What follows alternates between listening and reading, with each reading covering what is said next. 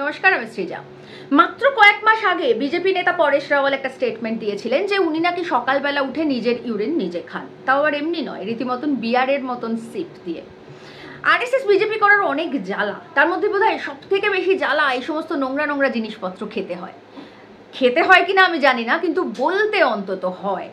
আর সেই কারণের জন্যই আরএসএস বিজেপিকে ঘৃণা করার অজস্র কারণ রয়েছে, তার মধ্যে এই নোংরা নোংরা খাবারের কথা বলা এটা বোধহয় একটা গুরুত্বপূর্ণ কারণ। তো যাই হোক, হঠাৎ করে আমি পরেশ রাওয়াল কি বলেছিলেন, সকালবেলা উঠে কি করেন, সেটা আমি কেন বলছি। আসলে ছট পুজো চলছে, আমরা সকলেই জানি। আর এই মুহূর্তে দাঁড়িয়ে বর্ধমানের অন্ডালে বিজেপিরা চাড্ডিরা আর কি ফতোয়া জারি করেছে, ওখানে নাকি মাছ মাংস বিক্রি করা যাবে না, মার্কেটে মাছ মাংস বিক্রি করা যাবে না। এবার ব্যাপারটা হচ্ছে যে এই মাছ মাংস বিক্রি করার পিছনে একটা কাটিবাজি করা, এইটা বিজেপির একটা নতুন কিছু বিষয় নয়। আমরা এখন মোটামুটি সব অকেশনে অভ্যস্ত হয়ে যাচ্ছি ধীরে ধীরে। আমরা দেখেছিলাম কিভাবে পয়লা বৈশাখের সময় তখনও কিন্তু এরকম মাছ মাংস খাওয়া যাবে না, নিরামিষ খেতে হবে, এরকম ফতোয়া জারি করা হয়েছিল। স্বাধীনতা দিবসের দিনও ভারতবর্ষের বেশ কয়েকটা রাজ্যে এরকম ফতোয়া জারি করা হয়েছিল যে মাছ মাংস খাওয়া যাবে না, নিরামিষ খেতে হবে। ওরা দীর্ঘদিন ধরে ওদের এই হিন্দুত্ববাদী ব্রাহ্মণ্যবাদী শক্তিকে কায়েম করার চেষ্টা চালিয়েই যাচ্ছে। এখন বিষয়টা হচ্ছে যে এই যে পুজোটা, এই যে ছট পুজোটা, এটা কোনো ব্রাহ্মণ্যবাদীদের পুজো নয়, এটা কোনো ব্রাহ্মণ্যবাদীদের বিষয়ই নয়, কারণ এই পুজো করতে কোনো ব্রাহ্মণকে লাগেই না। এই ছট পুজো হচ্ছে সূর্যের পুজো, এবং সেটাও প্রি আর্য, অনার্যরাও সূর্যকে পুজো করতো। এবং আমরা জানি আর্যরাও আমাদের এই মূর্তি পুজোর কনসেপ্টটা তৈরি হয়েছে মোটামুটিভাবে বৌদ্ধ ধর্মটা আসার পর থেকে, গুপ্ত যুগের পর থেকে বৌদ্ধরা মোটামুটি নতুন নতুন মূর্তি বানাতো, তারপর থেকে হিন্দুরা এই ঠাকুরের মূর্তি বানিয়ে পুজো করার কনসেপ্টটা শুরু করেছে। তার আগে পর্যন্ত হিন্দুরা কিন্তু মোটামুটিভাবে বা সনাতনীরা মোটামুটিভাবে ওই প্রকৃতির পুজো করতো আর কি, এই সূর্য, আকাশ, গাছপালা, এই সমস্ত পুজো করতো। তো সেই ক্ষেত্রে দেখতে গেলে এই যে পুজোটা, সূর্য পুজোটা, এটা কিন্তু ব্রাহ্মণ্যবাদীদের কোনো পুজো নয়, এবং ব্রাহ্মণ এই পুজোতে লাগেই না। প্রত্যেকটা সাধারণ মানুষ তিনি নিজেই গিয়ে সূর্যের কাছে প্রার্থনা করেন এবং পুজো করেন। তার এখানে ব্রাহ্মণদের কোনো বিষয় নেই, তাই ব্রাহ্মণদের কোনো সে থাকতে পারে না, ব্রাহ্মণদের কোনো কিছু বলার বা কোনো বিধান দেওয়ার বিষয়ই থাকতে পারে না। কিন্তু এই পুজোটাকে ব্রাহ্মণ্যবাদীদের গ্রাব করতে হবে, এবং তার সঙ্গে এই ব্রাহ্মণ্যবাদের যে প্রথা, এই নিরামিষ খাওয়ার প্রথা, সেটা চালু করতে হবে। আর সেই কারণের জন্যই এই ছট পুজোকে ঘিরে নতুন ফতোয়া জারি শুরু হয়েছে বিজেপির তরফ থেকে।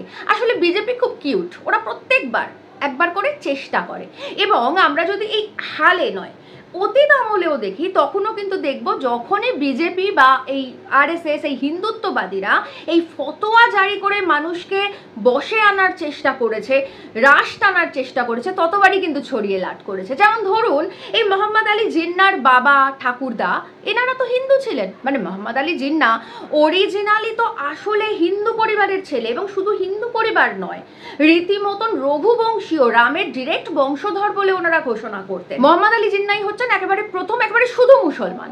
তো তার আগে পর্যন্ত মোহাম্মদ আলী জিন্নার দাদু, বাবা, ওনারা কিন্তু হিন্দু থেকে মুসলিম হয়েছে। কিরকম ভাবে?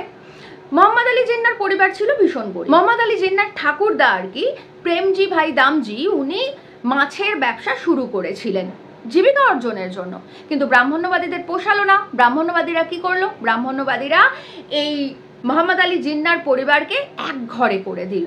তাতে কি হলো? কিছুই কাজের কাজ হলো না। মোহাম্মদ আলী জিন্নার ঠাকুরদা, বাবা সবাই মিলে ধর্ম পাল্টে ফেললেন, ওনারা মুসলিম হয়ে গেলেন, এবং তারপরে আমরা জানি কিভাবে মোহাম্মদ আলী জিন্না তিনি নিজে ব্যারিস্টার হয়ে পাকিস্তান রাষ্ট্র গড়ে ফেললেন, অর্থাৎ ব্রাহ্মণ্যবাদীরা ছড়িয়ে লাট করলো। এক্ষেত্রে আমরা কাশ্মীরের কথাও মনে করতে পারি। কাশ্মীর রাজ্যটা মূলত ছিল হিন্দুদের রাজ্য, ওখানে ছিল মূলত হিন্দুদের বাস। আর যেহেতু কাশ্মীরের রাজা হরি সিং, সেহেতু আপনারা বুঝতেই পারছেন যে হিন্দু রাজ্য ছিল এই কাশ্মীর। সুলতানরা আসার পরে এই কাশ্মীরের হিন্দুদের মুসলমান করা হয়। পরবর্তীতে সুলতানরা যখন চলে যায়, তখন কাশ্মীরের মানুষ বলেন যে সুলতানরা তো আমাদেরকে জোর করে মুসলমান করেছিল, তো এখন আমরা আবার হিন্দু হয়ে যেতে পারি, সুলতানরা তো চলে গেছে। কিন্তু সেখানকার হিন্দুত্ববাদীরা, কাশ্মীরি পণ্ডিতরা, তারা বলেছিল যে না, তোমরা একবার মুসলমান হয়ে গেছো, তাই আর হিন্দু হওয়া যাবে না। তার ফল কি হলো? তার ফল যেটা হলো সেটা হচ্ছে যে গোটা কাশ্মীরটা এখন মোটামুটিভাবে মুসলিম অধ্যুষিত। হিন্দু আদৌ হাতে গোনা কজন থাকেন সেটা সন্দেহে রয়েছে। তো সেক্ষেত্রে গোটা রাজ্যটাই একেবারে মুসলিম অধ্যুষিত হয়ে গেল।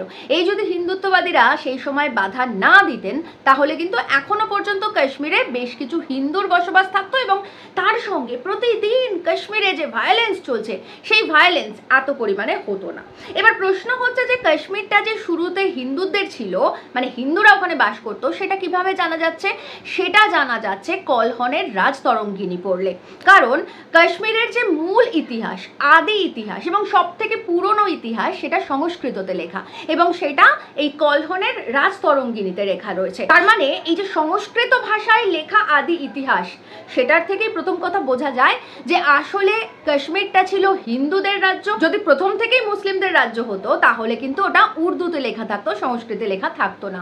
আর কলহনের রাজতরঙ্গিনীতে এই যে আমি ঘটনাটা বললাম, এই সুলতানরা আসার পরে এই হিন্দুদেরকে মুসলিম করেছিল এবং পরবর্তীতে হিন্দুরা আবার মুসলমান থেকে হিন্দু হতে চেয়েছিল, কিন্তু কাশ্মীরি পণ্ডিতরা, হিন্দুত্ববাদীরা বাধা দিয়েছিল। এই পুরো ডিটেল পাওয়া যায় এই কলহনের রাজতরঙ্গিনীতে। আর তার থেকেও গুরুত্বপূর্ণ হচ্ছে বিজেপি যদি এ রাজ্যে এরকম মাছ না খাওয়ার ফতোয়া বারবার জারি করে তাহলে বিজেপিকে মাথায় রাখতে হবে যে এ রাজ্যে কিন্তু এই মাছ খাওয়া নিয়ে একটা গোটা বিপ্লব হয়ে গেছে, কৈবর্ত বিপ্লব। উত্তরবঙ্গের পাল রাজারা ওনারা হঠাৎ করে বৌদ্ধ ধর্ম গ্রহণ করলেন এবং তারপরে ওনারা বললেন, মানে বৌদ্ধ ধর্ম গ্রহণ করার পর বললেন যে বৌদ্ধ ধর্মে জীব হত্যা পাপ, তাই মাছ ধরা যাবে না, মানে পুকুর থেকে মাছ ধরা যাবে না। এটাতে দুটো পক্ষই খেপে গেল। এক, যারা কৈবর্ত বা জেলে, তাদের ওটা জীবিকা, জীবন জীবিকা, পেটের ভাতের ব্যাপার, তো তারা তো প্রচণ্ডভাবে খেপে গেল। অন্যদিকে যে বাঙালিরা মাছ ছাড়া বাঁচতেই পারে না, মাছে ভাতে বাঙালি, তারাও কিন্তু প্রবলভাবে খেপে গেল। আর এই দুপক্ষ খেপে গিয়ে রীতিমতন কৈবর্ত বিপ্লব শুরু করলো এবং সেই বিপ্লব এমনভাবে গোটা উত্তরবঙ্গ জুড়ে আগুন জ্বালিয়েছিল যে পাল রাজাদের ওই উত্তরবঙ্গ হাত ছাড়া হয়ে যাওয়ার জোগাড় হয়েছিল। তারপরে ওনারা ক্ষমা টমা চেয়ে ব্যাপারটাকে ম্যানেজ করে নিলেন, তারপরেও বেশ কিছুটা রাজত্ব চলে গিয়েছিল। তো এভাবে বাঙালিকে মাছ না খাওয়ার ফতোয়া যে বারবার বিজেপি জারি করছে, এবং শুধু এ রাজ্যে বলে নয়, আমরা দেখেছি যে দিল্লিতে বিজেপি ক্ষমতায় আসার পরেই ঠাকুরের মন্দিরের পাশেই মাছের মার্কেট রয়েছে, এরকম একটা অজুহাতে মাছের মার্কেট বন্ধ করার ফতোয়াও জারি করা হয়েছিল দিল্লিতে, সেটাও কয়েক মাস আগে হয়েছিল। তো এই যে বারবার করে বাঙালিকে মাছ থেকে দূরে সরিয়ে রাখছে বিজেপি বা রাখতে চাইছে বিজেপি এবং তাকে সমর্থন জানাচ্ছেন এ রাজ্যে বিজেপির সব থেকে বড় সমর্থক মমতা ব্যানার্জি, ওনারা বুঝতে পারছেন না যে ওনারা কি বিদ্রোহের উৎস মুখ খুলে দিচ্ছেন। কারণ বাঙালি তো ছেড়ে দিন, গোটা ভারতবর্ষের মানুষ মাছ মাংস খেয়ে বেঁচে থাকেন, এখনো পর্যন্ত বেঁচে আছেন এবং আগামীতেও এই মাছ মাংস খাবেন।